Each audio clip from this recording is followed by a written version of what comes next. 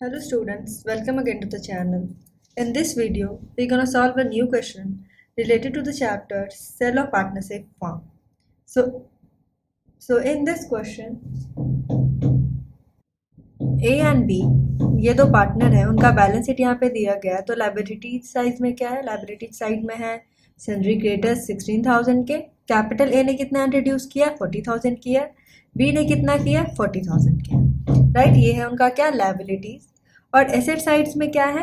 Cash at bank दिया गया है कितने का? 1,000 का, और सन्ड्री एसेट्स है उनके पास कितने? 95,000 के। फर्दर क्वेश्चन में कहता है कि इस डेट पे 31 मार्च 2017 यही है, इस डेट पे क्या करते हैं? वो सेल करते हैं अपने बिजनेस को किसे? एक्स वाई को लिमिटेड, ये एक कंपनी है, उसे क्या करते हैं? सेल कर देते हैं अपने बिजनेस को।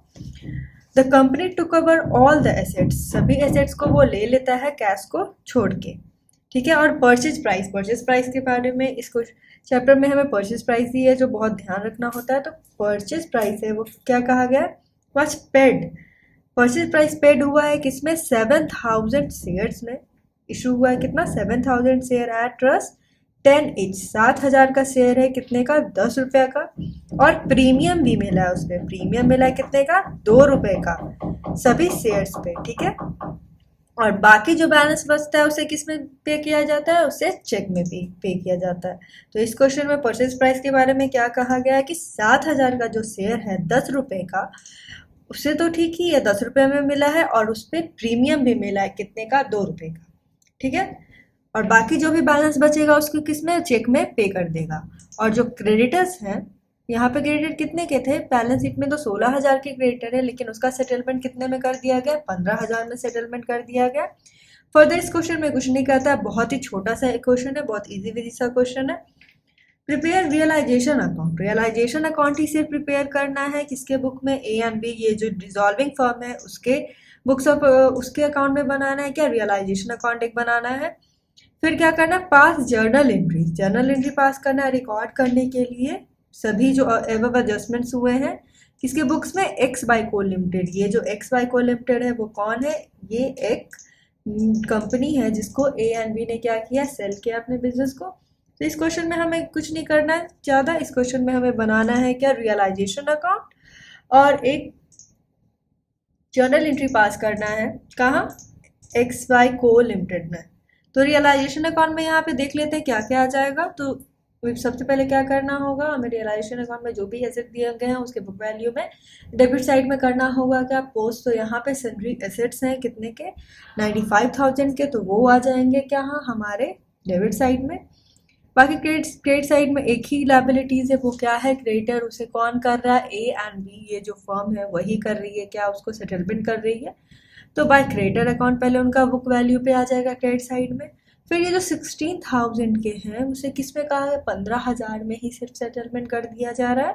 तो टू बैंक अकाउंट यहाँ आ जाएगा क्रेडिटर कितना है? 15,000 के, राइट। ये हो गया यहाँ पे। उसके बाद क्या था? परचेज प्राइस के बारे में है कि एक्स बाय को लिमिटेड, एक्स बाय को लिमिटेड ये जो है कंपनी उसे सेल कर रहा है, शेयर्स में किया जा रहा है, राइट। शेयर्स में कितना किया जा रहा है? 7,000 है, 10 रुपये का टोटल, तो टोटल कितना हुआ? 70,000 रुपीज़ हुआ। उसके बाद बाकी रस दो है वो प्रीमियम पे किया जा रहा है, तो 7,000 इंटू 2 करे कितना? 14,000 रुपीज़। तो टोटल कितना? 84,000 रुपीज़ है, वो क्या में हो रहा है? पे शेयर्स में हो रहा है, ठीक है। 1 लाख रुपीज़ के लिए तो है, यहाँ पे बोला गया कि जो भी settlement is the company took over for 1 lakh rupees. Cash at bank है उसको छोड़ के बाकी वो 1 लाख रुपीज़ दे रहा है किसके लिए? परचेज प्राइस के लिए दे रहा है। तो 1 लाख रुपीज़ में 84,000 रुपीज़ तो किसके लिए हो गया? शेयर्स के लिए हो गया। अब 1 लाख में से हम लोग 84,000 माइनस करें तो टोटल कितना बच जाएगा? यहाँ पे आ जाएगा हमारे पास 16,000। ये जो अमाउंट है वो किससे? चेक से दिया जाएगा। तो यहाँ पे टोटल बन जाता है ना 1 लाख रुपीज़। ये जो 1 लाख रुपीज़ परचेज प्राइस का है वो पे हुआ है शेयर्स, और जो बैलेंस बचा है वो किस में? चेक में। तो सबसे पहले रियलाइजेशन अकाउंट में कैसे आ जाएगा?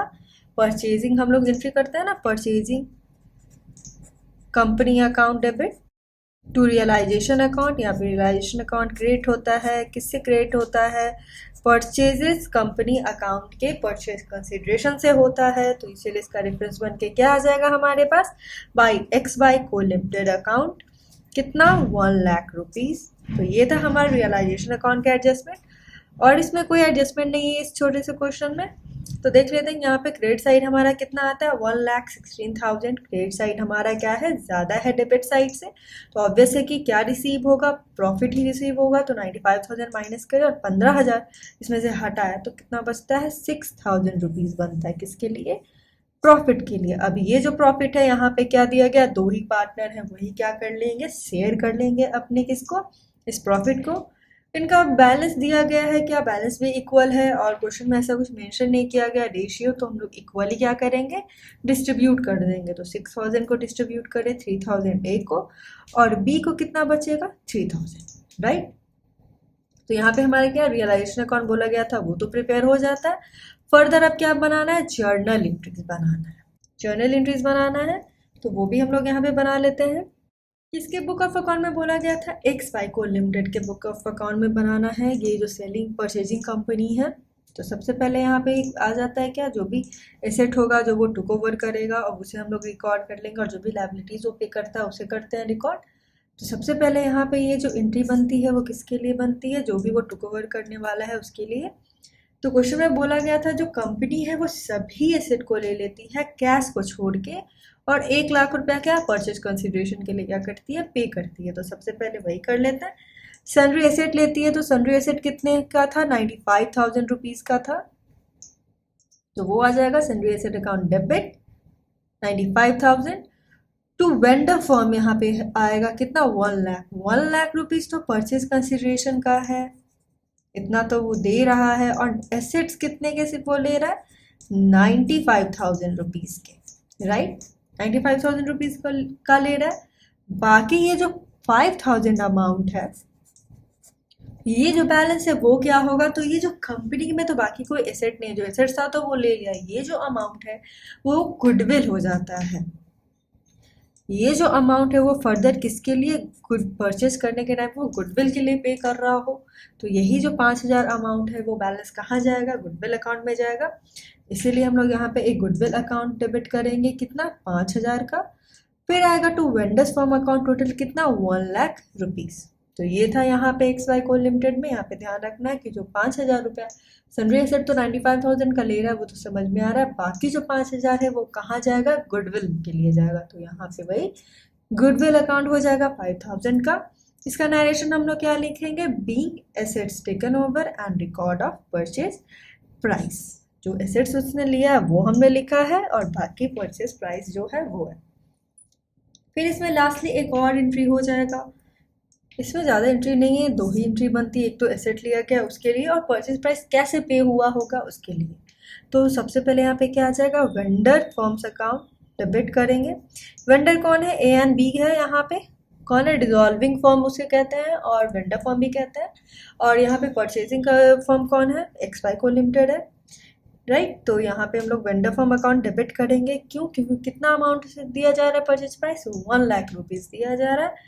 शेयर कैपिटल कितना है, 84,000 का। अभी हमने कैलकुलेट किया था कि शेयर है 7,000 का, 10 रुपया वाले का कितना था, 70,000, और 2 रुपया क्या प्रीमियम भी मिल रहा है एक्स्ट्रा, तो प्रीमियम के लिए भी दिया जा रहा है। तो 7,000 ये 2 करें आपको 14,000 रुपीज़ मिलते हैं। टोटल शेयर्स कितने में दिया जाता है, 84,000 रुपीज़ में शेयर्स में दिया जाता है। शेयर कैपिटल यहाँ पे आ जाएगा to share capital account 84,000 rupees. उसके बाद क्या है, to cash account. Cash account है यहाँ पे क्या, बाकी जो 1,00,000 रुपीज़ में जो शेयर्स में तो मिल गया, बाकी जो अमाउंट यहाँ था वो चेक में दिया जा रहा था। तो चेक में दिया जा रहा, तो यहाँ पे कैश के वजह बैंक ज़्यादा सूट करेगा, सॉरी, तो बैंक हम लोग लिख लेते हैं। बैंक अकाउंट कितना हो जाएगा, ये जो बैंक अकाउंट बचा 1,00,000 में से हम लोग हटा दे 84,000 शेयर्स के लिए, तो जो बैलेंस बचता है बाकी 16,000 रुपीज़ वो कहाँ, चेक में पे किया है। तो टू बैंक अकाउंट जाएगा कितना, 16,000 रुपीज़। इसका नरेशन क्या बनता है, being payment of purchase price in shares and cash. Share और कैश के लिए क्या हुआ है, पेमेंट हुआ है, तो ये क्वेश्चन बहुत ही छोटा सा क्वेश्चन था, उसमें क्वेश्चन में बोला गया था कुछ भी ज़्यादा नहीं फॉर्म करने के लिए, सिर्फ रियलाइजेशन अकाउंट बनाने के लिए और एक्स वाई को लिमिटेड ये जो परचेजिंग कंपनी है उसके बुक्स ऑफ अकाउंट में एंट्री करने के लिए। तो उस books of account of purchasing company में तो ज़्यादातर 2 ही एंट्रीज होते हैं, तो इस क्वेश्चन में वही 2 एंट्री हो गई। सो ये बहुत ही ईजी सा क्वेश्चन था, इसे कोई भी आराम से सॉल्व कर सकता था। So thank you for watching the video, please like share and subscribe the channel also.